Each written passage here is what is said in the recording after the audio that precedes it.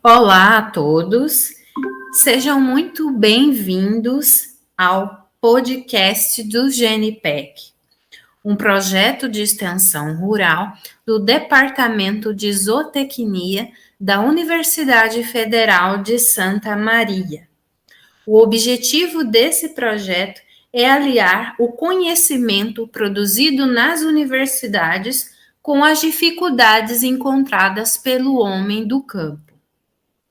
E no nosso primeiro podcast de hoje, nós vamos abordar a temática criação de abelhas. E a nossa primeira visita do GNPEC foi uma propriedade localizada no município de Caçapava, interior do Rio Grande do Sul, onde ouvimos as principais dificuldades que o senhor Renato e o seu filho Patrick enfrentavam na criação de abelhas. Eles criam abelhas sem ferrão e com ferrão e comentaram sobre a dificuldade em encontrar rainhas para venda aqui no estado do Rio Grande do Sul. E também sobre a sazonalidade na procura por mel e própolis, que, segundo eles, não é constante aqui no estado e tem aumentado a busca desses produtos agora, com a chegada do inverno.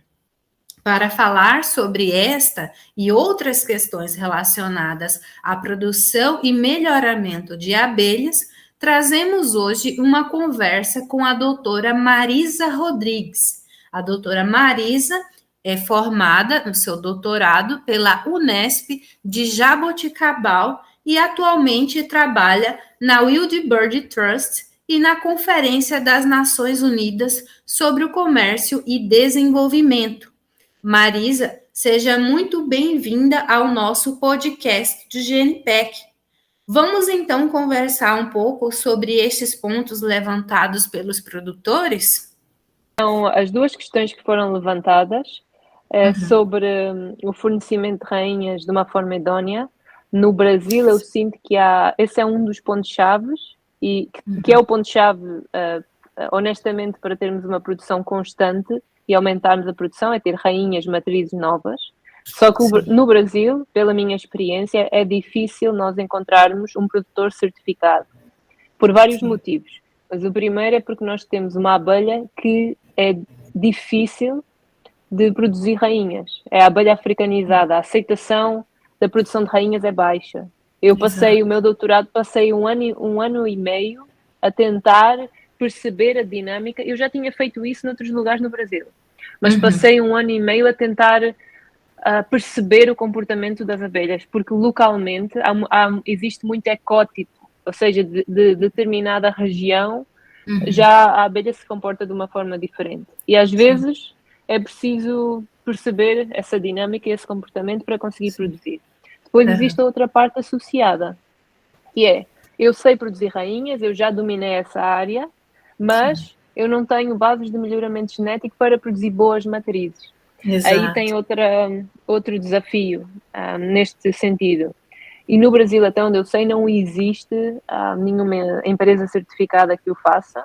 É uma questão de nós pesquisarmos, mas mesmo se existir, o transporte entre Rio Grande do Sul e algum produtor de São Paulo, algum produtor de Minas, algum Nordeste, né? Diz do que Pará, tem. Se nós formos produzir rainhas e transportá-las, até chegarem ao Rio Grande do Sul, já vai ser um problema. Exato, vai chegar. Elas têm que ser acondicionadas de uma forma especial, tudo isso tem que ser feito de uma forma. Tudo isso tem que seguir uma norma, e essa norma é importante perceber se as empresas a fazem ou não acontecer.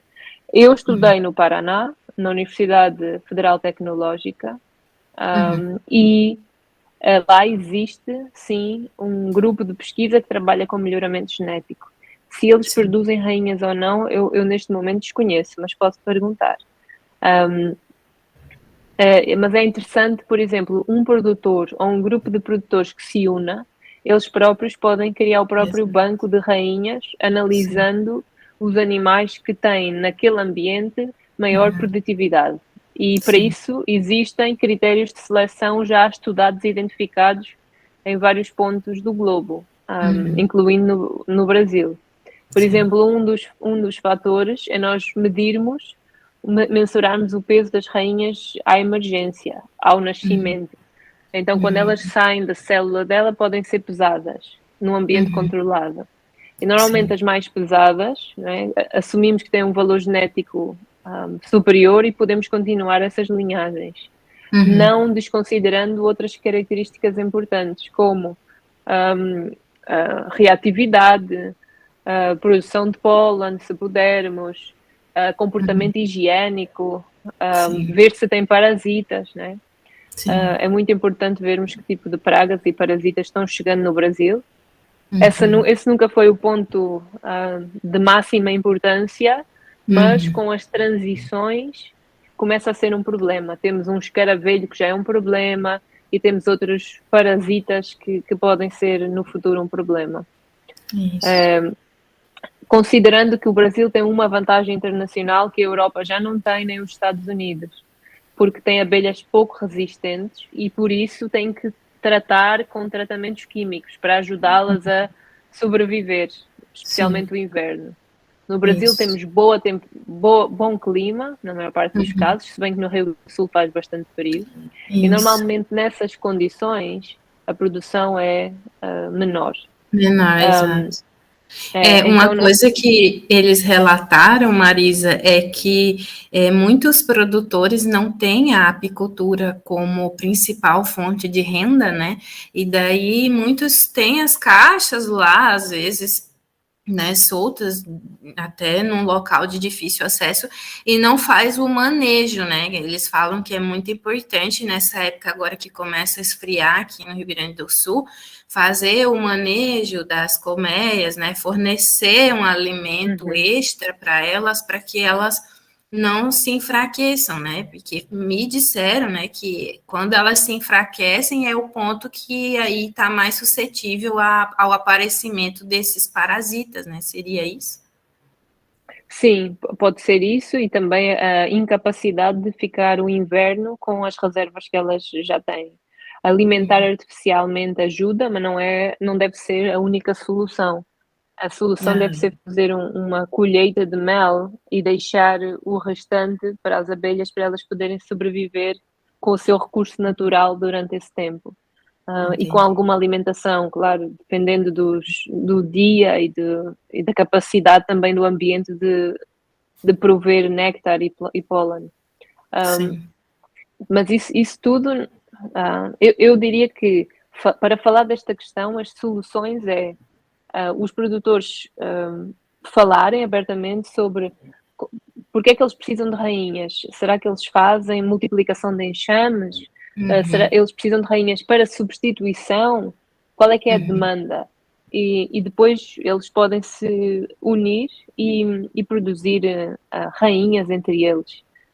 E identificar quais são as colónias melhores para a produção de rainhas e avaliar as colmeias também. Como fazemos os testes, os fenótipos, né, dos nossos animais, recolhemos muito essa informação. Essa informação deve também ser recolhida para as colmeias. Especialmente quando adicionamos...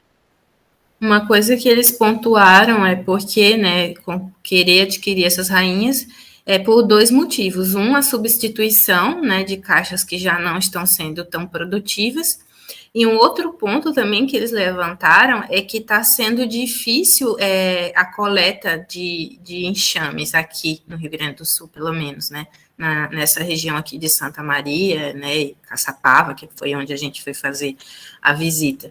Então, falava-se, o proprietário, né, que era um senhor mais velho, ele falou assim, que há 30 anos atrás, por exemplo, era muito mais fácil de ter essa, né, capturar esses enxames do que hoje em dia. Então, ele relatou isso, que hoje em dia está muito mais difícil de conseguir capturar enxames na natureza. Eu acredito que deve ter havido uma mudança, né, de todo um ecossistema ali que elas viviam, né? Acabou-se o habitat delas. Eu não sei, tu estás numa região de Pampa? Estamos na Estás região nas dos Pampas? Pampas. Okay. Isso. Então, a destruição do habitat para monoculturas é uma razão grande, mas também todos pesticidas, né? No Brasil ainda há muito pesticida altamente tóxico a ser usado para polinizadores e ao longo dos anos isso veio a agravar-se globalmente, não só no Brasil, mas muitos outros países. O Brasil sempre teve muita biodiversidade, mas com a evolução da agricultura como a conhecemos aí, ganhamos outras coisas, mas perdemos também. Tem o seu lado negativo e a perda de habitat para as abelhas é um deles. Elas não só produzem mel, são um dos principais polinizadores para tudo que ou produzimos na agricultura, quase tudo. 75% das culturas comerciais dependem da polinização delas. Exato. Então, esse sim, esse já é o comentário comum de muitos apicultores. E no Brasil há um síndrome chamado Síndrome do Colapso das Colónias. No mundo inteiro, mas no Brasil tem sido verificado mais nos últimos anos. Em que a colónia, as abelhas somem. Há um desaparecimento massivo, massal dos enxames. Entendi. Infelizmente, né? Exato. Mas como é que podemos reverter isso? Fazer testes de diagnóstico das colmeias, identificar se as rainhas, se existe alguma praga, algum parasita, alguma peste de maior importância que possa ser mitigado e ter criar um sistema de reposicionamento ou de produção de rainhas dentro da própria comunidade de apicultores, ou dentro da faculdade, ou criar um sistema local, porque a importação ou comprar as rainhas de outros estados é um desafio, sem dúvida. Inviável ainda, né?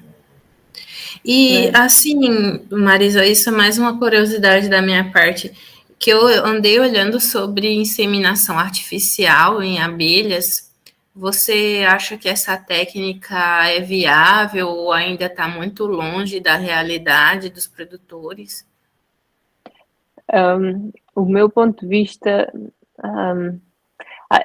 o produtor não pode, não dá para fazer, porque precisas ter bancos de zangões, a produção de zangões são sazonais, é tudo sazonal e precisas de selecionar a linhagem materna para a produção de pais, de zangões. Então, dentro de empresas específicas que trabalhem com isso, ou dentro de universidades, eu acho que sim, se deve estudar e usar os inseminadores, mas para o produtor individual não faz sentido. Para já é um equipamento extremamente caro. Exato. Eu comprei antes do doutorado, porque eu achei que eu ia precisar e nunca usei. Usei para um treino, para treinar os alunos, mas nunca tenho isso ainda em São Paulo, na casa da minha tia. E não uso, porque o trabalho que eu faço hoje não é compatível com... Mas eu acho importante treinarmos os produtores curiosos sobre a matéria e treinarmos nesse sentido. Sim, seria talvez algo para o futuro, né? Ser mais explorado de repente. Sim. E com relação àquela problemática, Marisa, da questão do mercado, você também concorda com essa ideia ou acha que varia de um lugar para o outro essa questão de sazonalidade na busca pelos produtos de mel e própolis? Você enxerga isso também em outras regiões ou você acredita que é uma coisa assim daqui do sul? Não, o mel, de forma geral, é uma commodity comercializada globalmente e o mel do Brasil regula-se muito também pelo mel da América Latina e pela demanda que existe. Brasil e Argentina e outros países da América Latina exportam muito mel, porque existe falta de mel noutros continentes. Então temos a China como um dos maiores exportadores, a Argentina está no top 5. E o Brasil, acredito, estava há uns 3 ou 4 anos no número 6 de exportação. Só que isso depende muito, por exemplo, tivemos um ano onde existia contaminação no mel da Argentina e também no Brasil, então isso criou um colapso. E depende muito do que está a acontecer mundialmente. Se a China tem um problema, as exportações do Brasil e da Argentina sobem para a Europa. Mas se não existe, então é uma commodity, como o café, como o milho, sofre com essas oscilações. Os produtores têm uma força superior no mercado se juntarem com algum entreposto, ou se tiverem algum tipo de contrato com um entreposto, que normalmente é uma segurança. Mas se as linhas contratuais não forem bem definidas, muitas vezes isso também é prejudicial ao produtor. Pela minha experiência, quando nós temos um entreposto que funciona bem a nível do Estado, no caso, identificar o entreposto que comercializa e que tem o nome aí a nível do Estado, se fizermos uma parceria com eles, eu acho que pode ser um dos vetores de escoar o produto mais seguro. E temos também, eu o ano passado fui ao Brasil, fui diretamente para Alagoas, onde fiquei durante 3 semanas para estudar o própolis vermelho, que é um própolis a seguir ao própolis verde, ou antes do própolis verde é hoje o própolis que tem maior capacidade de ser um byproduct ou um subproduto da apicultura, é hoje o produto que nos dá aos apicultores uma das maiores fontes de rendimento. O mel oscila muito, a própolis por ser rara ainda e ter muita demanda, especialmente durante o tempo de Covid, foi bastante estudado e existem até reportagens sobre a própolis vermelha e própolis verde, onde pacientes que levaram ou que tomavam o própolis vermelho, 75% desses casos não chegou a internamento no hospital. Enquanto aqueles que não tomavam, na maior parte dos casos, porque é um modulador, imunomodulador do teu sistema e ajuda o sistema imunitário. Então o própolis hoje existe uma demanda muito grande na Europa. Até essa equipa que me levou ao Brasil é uma equipa de médicos suíça que está a tentar estudar o própolis vermelho. Então existe no Rio Grande do Sul, não existe essa espécie que dá origem ao própolis vermelho, porque é uma árvore específica que tem um parasita específico e depois produz uma defesa, e as abelhas vão lá e buscam. Então é um sistema muito complexo. Mas no Rio Grande do Sul, certamente temos outros tipos de própolis com antioxidantes ou ácidos fenólicos ou outros componentes que pode ser interessante para ser explorado. Mas claramente o produtor, quando é apicultor, deve explorar ao máximo a capacidade produtiva do enxame sem criar disrupção. E a própolis é muito compatível com a produção de mel, se bem feita. Isso é uma dúvida que eu tenho. Quando a gente faz a seleção, por exemplo, para a produção de mel, é diferente da seleção de abelhas para a produção de própolis? Quando elas produzem mais própolis, elas produzem menos mel ou não tem a ver essa relação? Normalmente as que produzem mais mel também produzem mais própolis, só que se nós extrairmos própolis ou lhes intensificarmos, se nós quisermos produzir mais própolis, nós temos que abrir uns buracos na colmeia. Então as abelhas vão passar mais tempo a termorregular e a recolher própolis na natureza. Então aquelas que são as forrageiras vão passar mais tempo a recolher própolis do que propriamente recolher néctar e mel. Então elas possivelmente têm potencial de produção de mel e um dos trabalhos a nível de estudo de parâmetros genéticos que eu nunca fiz e adorava fazer no Brasil é estimar, nós fizemos isso há pouco tempo, publicámos um artigo sobre a área corbicular da abelha sem ferrão jataí e existe a área corbicular é onde elas carregam o pólen e a própolis. Então se elas tiverem um valor genético, se essa característica for regulada pelo efeito aditivo dos genes e não pela variação do ambiente, é uma boa característica para nós medirmos e selecionarmos os enxames. E já está feito vários estudos de que animais com valor genético superior para a área corbicular, elas têm tendência a carregar mais pólen, própolis e néctar também. A mesma coisa, se tens um braço maior, consegues carregar mais comida quando vais no supermercado. Sim. Que E bacana. acho essa linha de pesquisa o que é que precisamos, no fundo. Precisamos de medir os fenótipos das colmeias e medir Isso. a área corbicular das abelhas, que é só ter um estereoscópio, um microscópio estéreo, e Uhum. medir vários animais e individualizá-los, criar a genealogia deles. E então estimamos esse assunto ligado, não é, à produção de própolis. Não existe nada, existe um trabalho feito há muitos anos atrás sobre a área corbicular e produção de mel e pólen, Uhum. mas nada que indique sobre a produção de própolis. Hum. E acho que podia ser um aspecto interessante de estudarmos. Até porque se queremos fazer substituição de rainhas e melhoramento, se for para produzir própolis, tens que Exato. ter um embasamento científico para isso. Exato. Exatamente. Saber aonde, né, o que selecionar, com base em que parâmetro, né? Isso é muito Uhum. importante mesmo. Muito obrigada pelos esclarecimentos, Marisa. Foi uma ótima prosa a nossa. Esperamos contar com a tua presença aqui no podcast do GNPEC em breve. E então é isso, pessoal. Por hoje era essa a nossa conversa. Até uma próxima.